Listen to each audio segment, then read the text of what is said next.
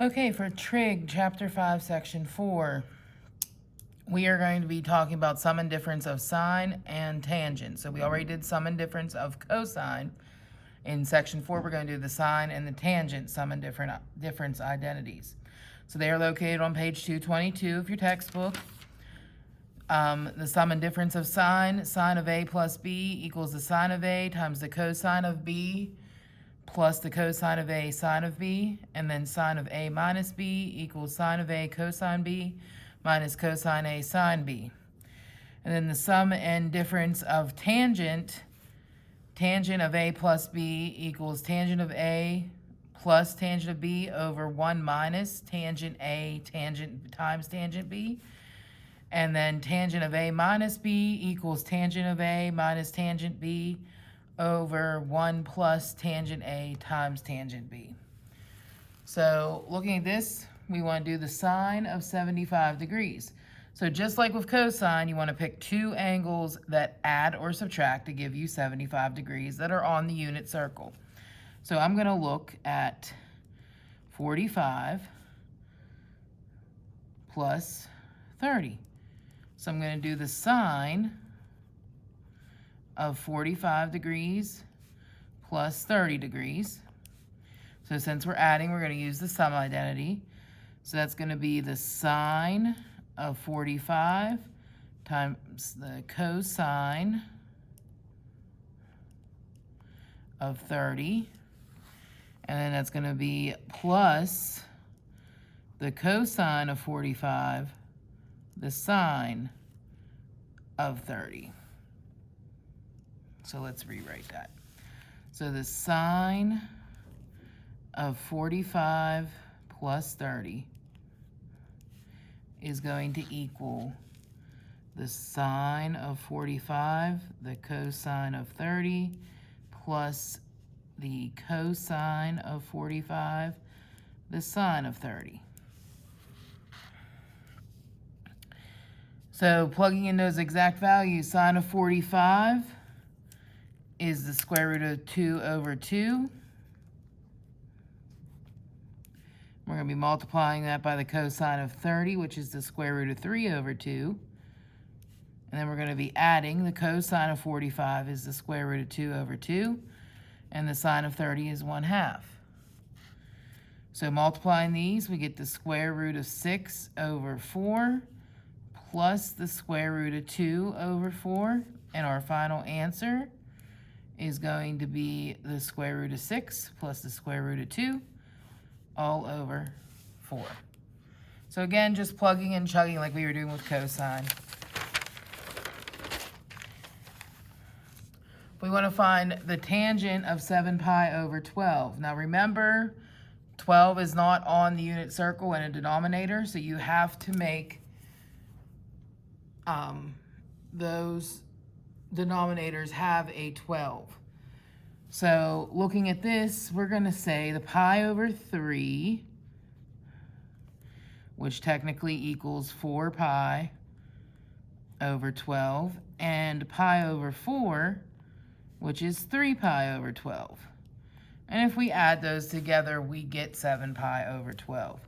So I'm going to say the tangent of pi over 3 plus pi over 4.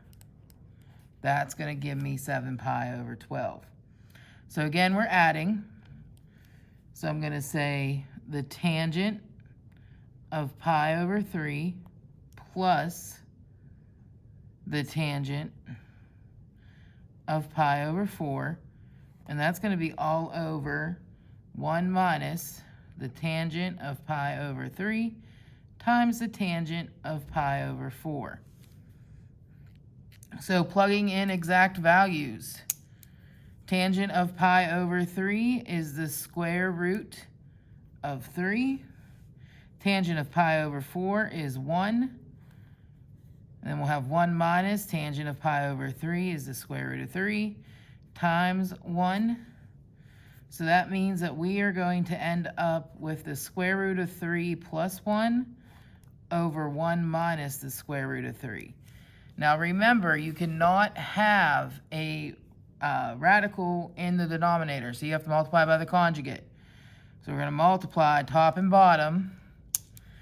The conjugate of 1 minus the square root of 3 is 1 plus the square root of 3. And then you're going to have to do the FOIL method. So the square root of 3 times 1 gives me the square root of 3. Square root of 3 times 3 gives me 3. 1 times 1 is 1. And then 1 times the square root of 3 is the square root of 3.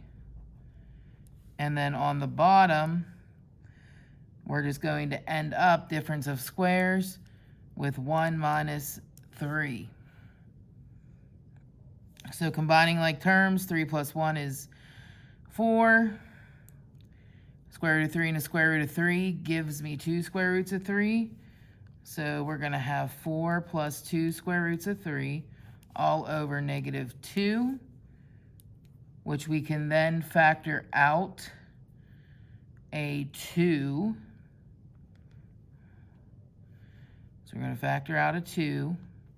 That's going to leave me with 2 plus the square root of 3. And then factor out 2 down here. We'll be left with that negative 1. So technically, this whole thing divided by negative 1, we're going to have negative 2 minus the square root of 3. So tangent is a little bit more difficult. You have the multiplying by the conjugate, and then you have to do the FOIL method, combining like terms, and there's always a chance to factor. But just like with sine and cosine, your answers for tangent are going to look similar to this. Okay, and the last thing we're going to look at in this chapter is if we have the sine of 40 times the cosine of 160 minus the cosine of 40 times the sine of 160. So we want to decide what value that is. So 40 and 160 are my A and B. And since we are subtracting, we're going to say it's going to be the sine of 40 minus 160, which is going to give me the sine of negative 120.